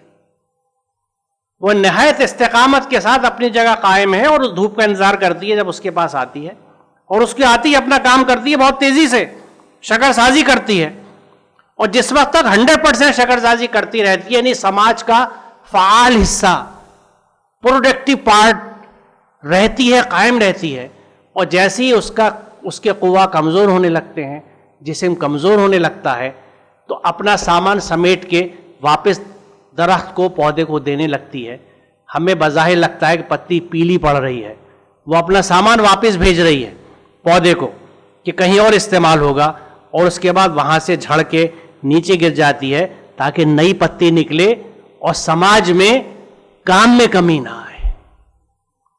وہ جمی نہیں رہتی اپنی جگہ پر کہ میں نے عمر میں تمہاری خدمت کری ہے, اب میرے ریٹائرمنٹ کا وقت آ رہا ہے تو مجھے پھینک رہے ہو, میرے بینیفٹس ریٹائرمنٹ کے کچھ نہیں. خاموشی سے اپنی جگہ خالی کرتی ہے تاکہ نئی پتی نکلے, تاکہ سماج میں پروڈکٹیوٹی قائم رہے, ایک ایک حصہ فعال رہے, اللہ تعالیٰ کی نعمت کا استعمال کرتا رہے, وہ شکر بناتا رہے جو اللہ تعالیٰ کی نعمت کا ایک ذریعہ بھی ہے اور مظہر بھی ہے. اور جناب اس شکر کا وہ پتی کیا کرتی ہے؟ اگر اللہ تعالیٰ کہیں اس پتی کو بھی نفس دے دیتا تو ساری شکر اکٹھا کر کے اپنے پاس رکھتی اور باہر لکھ کے لگا دی, ھذا من فضل ربی, بہت اونچی سی عمارت, ھذا من فضل ربی. لیکن اللہ تعالیٰ نے ہم پہ بڑا کرم کیا کہ پتی کو نفس نہیں دیا. تو اب ذرا سوچئے وہ پتی کیا کرتی ہے, اس کی زکوٰۃ کی نوعیت دیکھیے. وہ 97.5% رکھ کے 2.5% نہیں دیتی, 2.5% رکھ کے 97.5% بانٹتی ہے. وہ تمام شکر جو اس پتی میں بنتی ہے فوراً منتقل ہو جاتی ہے, ٹرانسپورٹ ہو جاتی ہے, ٹرانسفر ہو جاتی ہے ان حصوں کی طرف پودے کے جو سبز نہیں ہے, گرین نہیں ہے, فوٹو سنتھیسس نہیں کر سکتے, شکر سازی نہیں کر سکتے, یعنی وہ موٹا موٹا تنا اور وہ موٹی موٹی جڑیں زمین کے اندر ہیں. اور وہ پتی کبھی یہ نہیں کہتی کہ لو میں نے محنت کر کے یہ شکر بنائی اور یہ نٹھلی روٹیں جو اندر پڑی ہوئی ہیں مزے سے میں انہیں شکر دوں, انہیں کھانا میں دوں, یہ تو میں نے اپنی محنت سے بنایا ہے, میں کیوں دوں. منتقل کرتا رہتا ہے پودا. اور جب پتیوں کی شکر پورے پودے میں پھیل جاتی ہے اور اس کے ساتھ پودا بڑا ہوتا ہے, نشو و نما ہوتا ہے, بڑا درخت ہو گیا, پتیاں اور زیادہ ہو گئی, اور زیادہ شکر بن رہی ہے, سماج اور زیادہ فعال ہے, خون برس رہا ہے جس کو ہم کہتے ہیں. اس اسٹیج پہ بھی وہ پتی اپنی ضرورت سے زیادہ شکر اپنے جسم میں جمع نہیں کرتی. جب کہیں جگہ نہیں ہے اس کے لیے تو وہ اس شکر کو بیت المال میں جمع کر دیتی ہے. اب وہ بیت المال ہوتا ہے وہ پھل جو درخت پہ آیا, وہ دانہ جو آپ کی فصل میں لگا. جب کسی کو ضرورت نہیں ہے تو بھی وہ کہتی ہے نہیں مجھے نہیں چاہیے, اسی لیے آپ کو درخت کی پتی موٹی اور پتلی نہیں دکھتی, سب ایک سی ہوتی ہے, کیونکہ کم سے کم شکر اپنے پاس رکھتی ہیں, کم سے کم استعمال کرتی ہیں, باقی اپنے سماج میں پھیلا دیتی ہیں. تو یہ درخت یقیناً مسلم ہے اور یہ سماج بھی مسلم سماج ہے.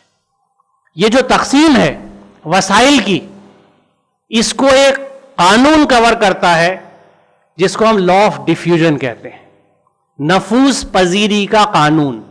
Every thing moves from a region of high concentration to a region of low concentration. قدرت میں قانون ہے کہ ہر چیز زیادہ والی جگہ سے کم والی جگہ کی طرف چلتی ہے.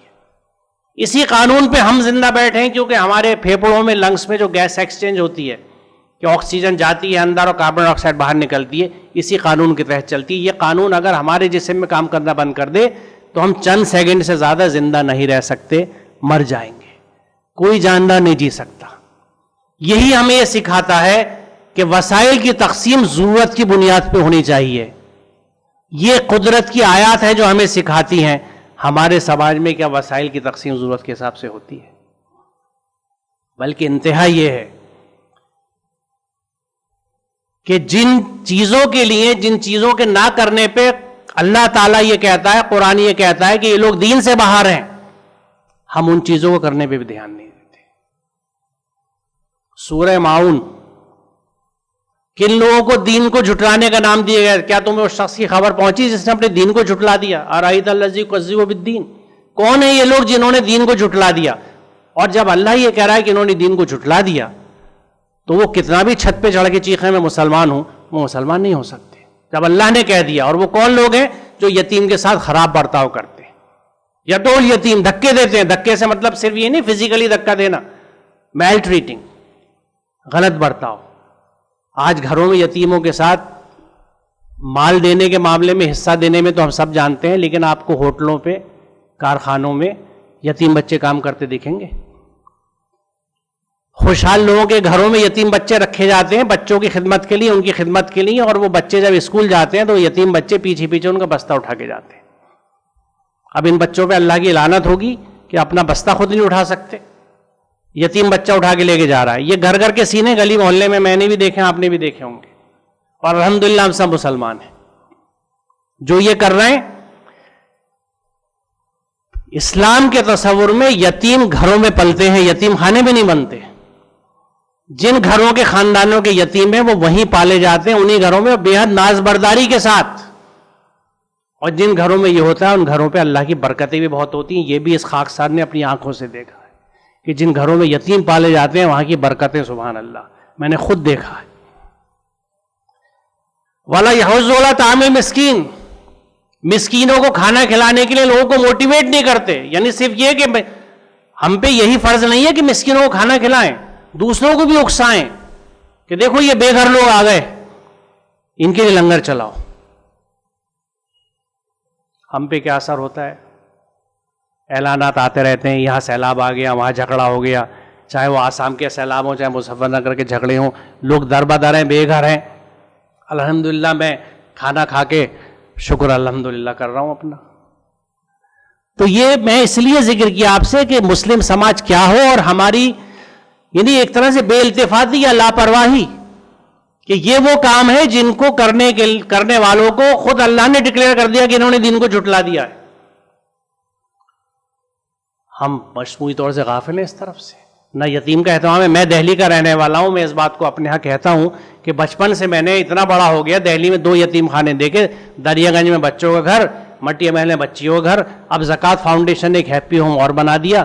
اس کے مقابلے میں میرے برادران وطن جو ہے کتنے دھرم شالائیں کھل چکی ہیں، کتنے اناتھالائیں کھل چکے ہیں، اور کیا کیا ہو رہا ہے۔ گردواروں سے لنگر چلتے ہیں، غریب غربا کھاتے ہیں، میں نے اپنی آنکھوں سے دیکھے۔ جن کو ہم بہاری کہتے ہیں وہ لڑکے بیچارے اپنے بورے باہر رکھتے ہیں، گردواروں میں جا کے ناشتہ کرتے ہیں۔ مسجد میں تو دنیاوی بات کرنی بھی منع ہے، خبردار کوئی نہیں آئے گا اندر۔ کہاں چل رہا ہے لنگر؟ گردوارے میں۔ معاف کیجیے گا یہ تلخ کلامی ہے لیکن یہ حقیقت ہے۔ ہمیں کیا کرنا چاہیے، ہم کیا کر رہے ہیں؟ تو یہ مسلم سماج ایسا ہے جو اپنے وسائل کی کس طرح تقسیم کر رہا ہے۔ تو کیوں اب دیکھیے کیوں اللہ تعالیٰ کہہ رہا ہے قرآن میں کہ تم کائنات کی آیات کو دیکھو، کیونکہ وہاں تمہیں اللہ تعالیٰ کی عظمت بھی نظر آئے گی اور اپنے لیے ہدایت بھی ملے گی۔ آپ یقین جانیں اس ایک درخت کے اندر آج کی پوری دنیا کا پورے اکنامک کرائسس کا سولوشن ہے۔ آپ کی پوری اکانومی اس انداز پہ چل سکتے کہ اگر آپ چلائیں تو۔ پرابلم کہاں آتی ہے؟ جب ہم وسائل کو اکٹھا کرتے ہیں، اس کو جسٹیفائی کرتے ہیں اور ان کا مس یوز کرتے ہیں۔ جب آپ صحیح کام کریں گے، اللہ کے احکامات کے حساب سے کام کریں گے، یہ بات میں اکثر کہتا ہوں کہ جب آپ اللہ کے احکامات کے تابع آ جاتے ہیں تو پوری کائنات اللہ کے احکامات کے تحت چلتی ہے، تو اس وقت آپ ایک طرح سے اسی رخ پہ چلنے لگتے ہیں جس رخ پہ پوری کائنات چل رہی ہے، یعنی دریا کے بہاؤ کے ساتھ آپ ہو جاتے ہیں۔ You are in sync with nature. جب آپ نیچر کے ساتھ سنک میں آ جاتے ہیں تو آپ کو ایک عجیب تقویت اور طمانینت کا احساس ہوتا ہے، کیونکہ دریا کے دھارے آپ کے ساتھ ہیں۔ اب ہم اپنے قانون اپنی خواہشوں کے حساب سے بنا کے دریا کے خلاف بہنے کی کوشش کرتے ہیں کہ چل رہا ہوگا میں یہ دریا، میرے ہاں تو گنجائش ہے، گنجائشیں نکال لیتے ہیں، جسٹیفیکیشنز لے آتے ہیں، تو اس سے تھکان تو ہوتی ہے۔ پھر دریا کے دھارے کے خلاف بہیں گے تو تھکان تو ہوگی۔ تو یہ ایک آیت کی مثال اس وجہ سے تھی کہ یہ کس طرح سے آیتیں ہمیں مدد کرتی ہیں۔ یہ ایک دوسری آیت ہے جو میں آپ کو دکھانا چاہتا ہوں۔ یہ گلاس ہے جس میں نے سوکھی مٹی بھری ہے۔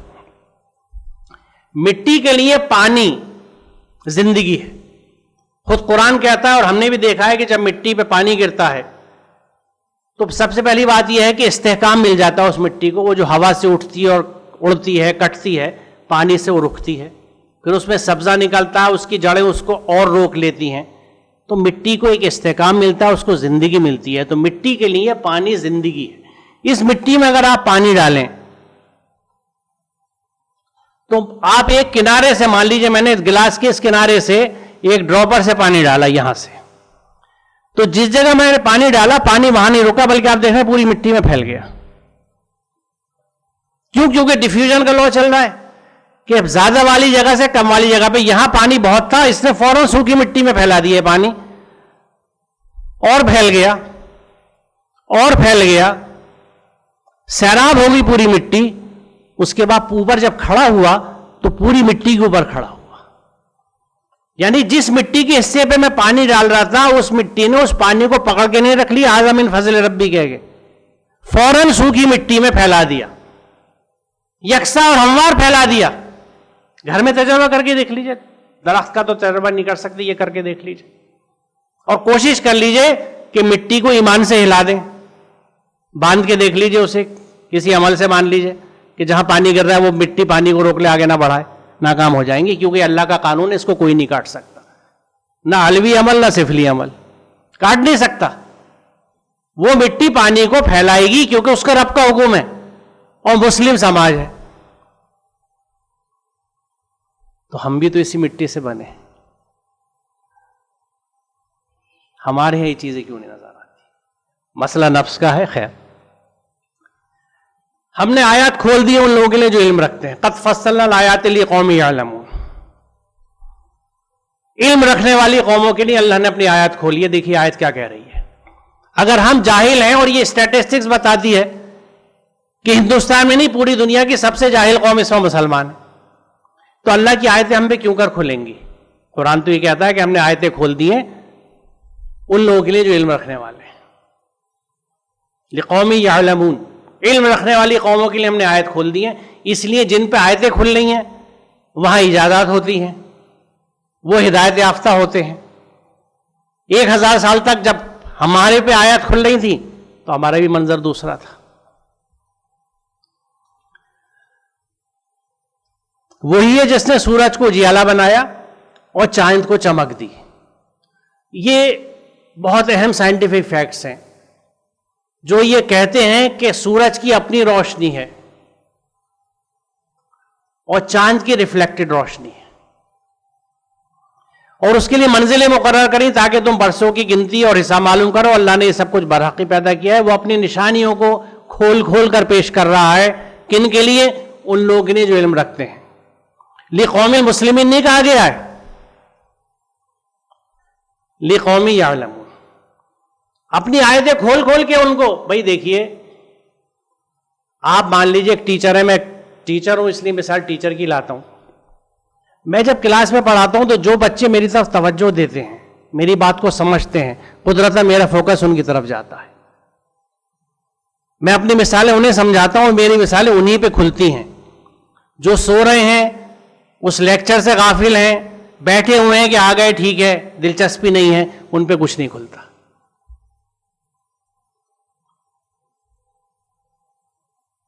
کیا وہ لوگ جنہوں نے انکار کر دیا غور نہیں کرتے کہ سب آسمان اور زمین باہم ملے ہوئے تھے, پھر ہم نے انہیں جدا کیا اور پانی سے زندہ چیز پیدا کی. یہ چاروں ایک یونیورسل فیکٹس ہیں کہ پہلے سب چیزیں ایک تھی, پھر وہ کھل کے الگ ہوئیں, پانی سے زندہ چیز کو پیدا کیا. تو کیا پھر بھی تم ایمان نہیں لاتے؟ اور ہم نے زمین میں پہاڑ جما دیے تاکہ وہ انہیں لے کے ڈھلک نہ جائے, اس میں کشادہ راہیں بنا دی تو شاید کہ لوگ اپنا راستہ معلوم کر لیں. اور ہم نے آسمان کو ایک محفوظ چھت بنا دیا. آج آسمان کو محفوظ چھت آپ سمجھتے ہیں جب ہم اوزون پرت کو, اوزون لیئر کی اہمیت سمجھتے ہیں, کس طرح سورج کی تیز شعاعیں اس سے چھن کے ہماری طرف آتی ہیں. آج یہ چیز ہمارے پاس سمجھ آ رہی. مگر یہ ہے کہ کائنات کی نشانیوں کی طرف توجہ ہی نہیں کرتے. مان لیجیے کہ کائنات کی نشانیوں کا اللہ تعالیٰ ذکر کرتا ہے اور پھر یہ کہتے ہیں کہ یہ اعراض برتتے ہیں, یہ ان کی طرف دھیان ہی نہیں دیتے. تو یہاں کیا چاہتا ہے قرآن؟ اللہ کیا چاہتا ہے کہ ہم ان آیت کی طرف دھیان دیں. دھیان کیوں دیں؟ دھیان اس لیے دیں تاکہ ان کو سمجھ کے ہم اللہ تعالیٰ کی عظمت کو سمجھ سکیں. اور جب ہم اللہ کی عظمت کو سمجھیں گے جب ہی ہمارے دل جھکیں گے. دیکھیے پیشانی تو جھک جاتی ہیں, ماں باپ جب نماز سکھاتے ہیں تو کبھی ماں باپ کے دباؤ سے، کبھی گھر کے دباؤ سے، کبھی سماج کے دباؤ سے، کہ وہ گلی والے پوچھیں گے بھائی کیا بات ہے آج کل نظر نہیں آ رہا ہے مسجد میں، نماز کو نہیں آ رہا ہے، آپ مجبوراً جا رہے ہیں، یا لوگ کہیں گے نماز کو نہیں آ رہا ہے، تو پیشانی تو جھک گئی. دل کب جھکیں گے؟ جب دل قائل ہوں گے اللہ تعالیٰ کی عظمت سے، اور جب دل جھکے گا جب ہی اس کے احکامات پہ عمل شروع ہوگا. یہ بڑی ایک اہم آیت ہے. کیا تم دیکھتے نہیں ہو کہ اللہ آسمان سے پانی برساتا ہے اور پھر اس کے ذریعے سے ہم نے مختلف رنگتوں کے پھل نکالے، اور پہاڑوں کے مختلف حصے ہیں، سفید و سرخ کی، ان کی بھی رنگتیں مختلف ہیں، اور بہت گہرے سیاہ، اور اسی طرح انسان اور جانور اور مویشیوں کے رنگ بھی مختلف ہیں. حقیقت یہ ہے کہ اللہ کے بندوں میں سے صرف علم رکھنے والے لوگ ہی اس سے ڈرتے ہیں. گویا جو علم نہیں رکھتا وہ اللہ سے ڈرے گا بھی نہیں. کیوں نہیں ڈرے گا؟ کیونکہ اللہ کی عظمت کا اسے احساس نہیں ہوگا. جس کو اللہ کی عظمت کا احساس ہوگا وہ اللہ سے ڈرے گا. اس لیے میں اس کو اہم کہتا ہوں. اور یہاں علم کے، کیونکہ اگر یہ سوال اٹھے کون سا علم ہے، تو یہاں پچھلی آیت میں وضاحت کی جا رہی ہے کس علم کی بات ہے. کیونکہ یہاں جن چیزوں کا ذکر ہے، پہاڑوں میں مختلف رنگوں کی موجودگی، یہ جیولوجیکل سائنسز ہیں. کیوں رنگتیں ہیں، پرتیں الگ الگ کیوں ہیں؟ جانوروں کے، انسانوں کے رنگتیں کیوں الگ ہیں؟ پوری جینیٹکس ہے، پوری زولوجی ہے جو ہمیں بتاتی ہے کہ یہ اسکن کلرز کیسے آتے ہیں، اسکن کوٹ کے کلرز کیسے آتے ہیں. ان قریب ہم ان کو اپنی آیات یعنی نشانیاں آفاق میں بھی دکھائیں گے، اور ان کے اپنے نفس میں بھی، یہاں تک کہ ان پر یہ بات کھل جائے گی قرآن واقعی برحق ہے. اس آیت کو میں نے اس لیے چنا کہ آفاق میں یعنی یونیورس میں اور خود انسان کے نفس میں اللہ تعالیٰ کی ان نشانیوں کو کھلنے کا عمل اس وقت تک جاری رہے گا جب تک کہ سب یہ بات نہ مان لیں کہ یہ قرآن حق ہے. آج غیر مسلموں کی بڑی تعداد ان حقائق کو سمجھنے کے بعد مسلمان ہو رہی ہے، کیونکہ ان حقائق کو دیکھ کے انہیں اللہ کی عظمت کا احساس ہوتا ہے، اور وہ مان لیتے ہیں کہ قرآن حق ہے، اور مشرف و اسلام ہو جاتے ہیں. اور دوسرا ایک نقطہ یہاں پہ ہے کہ یہ جو بات کہتی ہے آیت، ان قریب اب ان کو اپنی آیات یعنی اپنی نشانیاں دکھائیں گے. جس وقت عین قیامت آنے والی ہوگی ظاہری آیت موجود ہوگی، یعنی اللہ تعالیٰ کی کائنات میں اس کی آیات کے کھلنے کا سلسلہ مکمل نہیں ہو پائے گا، قیامت آ جائے گی. یعنی اس کی نعمتیں، اس کی آیات اتنی بے شمار ہیں کہ ان کو اس وقت تک کے علوم بھی ہمارے پوری طرح سے ان کا احاطہ نہیں کر پائیں گے، ان کو سمجھ نہیں پائیں گے کہ قیامت آ جائے گی. یہ نقطہ بھی سائز سے واضح ہوتا ہے. کہہ دو زمین اور آسمان میں جو کچھ سے آنکھیں کھول کر دیکھو، اور جو لوگ ایمان لانا ہی نہیں چاہتے ان کے لیے نشانی اور تنبیہیں آخر کیا فائدہ دے سکتی ہیں. کیونکہ دو ہی چیزیں ہیں جس سے انسان اللہ کی طرف رجوع کر سکتا ہے، یا تو وہ آیات اور نشانی ہے، یا تنبیہیں، وارننگس. لیکن جو ایمان ہی لانا چاہتے ہیں ان کے لیے یہ دونوں چیزیں کسی مصرف کی نہیں بچتی. یہ بہت اہم آیت ہے جس کی طرف میں آپ کی خصوصی توجہ چاہوں گا. اور جس دن ہم اور امت میں سے فوج کی فوج جمع کریں گے ان لوگوں کی جو ہماری آیتوں کو جھٹلاتے تھے، پھر ان کی جماعت بندی کی جائے گی، یہاں تک کہ جب وہ آ جائیں تو اللہ تعالیٰ پوچھے گا کہ تم نے میری آیت کو جھٹلایا حالانکہ تم ان کو اپنے احاطہ علم میں بھی نہیں لائے تھے. یہ میں نے اسی نے سرخ سے کیا ہے کیونکہ یہ بڑی اہم بات ہے کہ اکذبتم بھی آیتی، تم نے ان کا علمی احاطہ بھی نہیں کیا، یعنی میری آیت کو جھٹلا دیا بنا ان کو سمجھے ہوئے، without comprehending them with your knowledge. اور اس سے زیادہ خطرناک بات یہ ہے کہ ماذا کنتم تعملون، اگر تم یہ نہیں کر رہے تھے تو تم کر کیا رہے تھے؟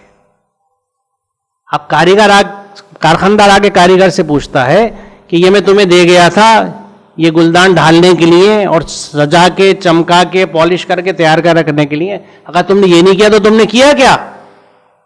ماذا کنتم تعملون، تم یہ نہیں کر رہے تھے تو تم کر کیا رہے تھے؟ تو یہ نہایت وضاحت سے یہ آیت اس بات کو سمجھاتی ہے کہ ہمیں کرنا کیا ہے. اللہ کی آیات کا مطالعہ کرنا، ان کو سمجھنا. کیوں؟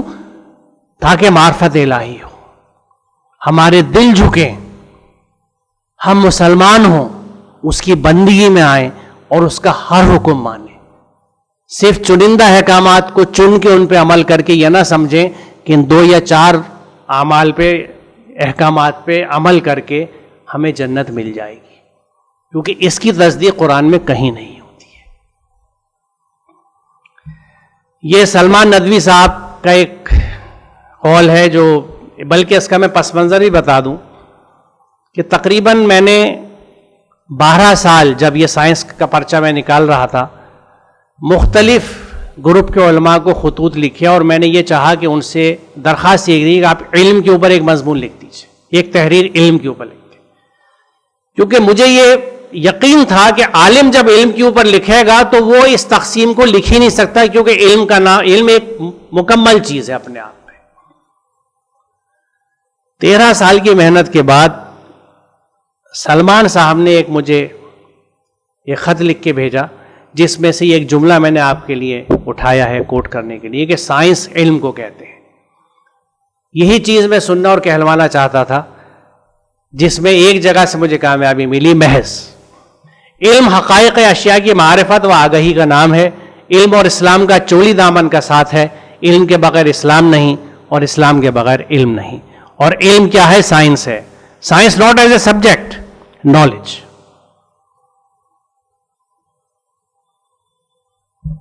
بہت شکریہ آپ لوگوں کا کہ آپ نے اتنا وقت مجھے دیا، میں شکر گزار ہوں آپ کا بھی، منتظمین کا بھی، سید عبداللہ طارق صاحب کا بھی۔ اور اگر کچھ سوالات ہوں آپ کے تو مجھے خوشی ہوگی اگر میں جواب دے سکوں۔ وآخر دعوانا الحمدللہ رب العالمین، والسلام علیکم۔ یہ ان کے پروگرام میں لیکچر شامل نہیں تھا، بلکہ منع کر دیا تھا آپ نے، اور پھر آپ کے اصرار پر اور میرے اصرار پر پھر یہ وقت دیا۔ اور سائنس اور اسلام پر آپ نے ویڈیوز بھی دیکھے ہوں گے، بہت سے انٹرنیٹ پہ بھی بہت کچھ دیکھا ہوگا، اور پڑھا بھی بہت کچھ ہوگا، سنا بھی بہت کچھ ہوگا، اور یہ اس سے کچھ آپ نے اس لیکچر کو اس سے کچھ مختلف پایا ہوگا۔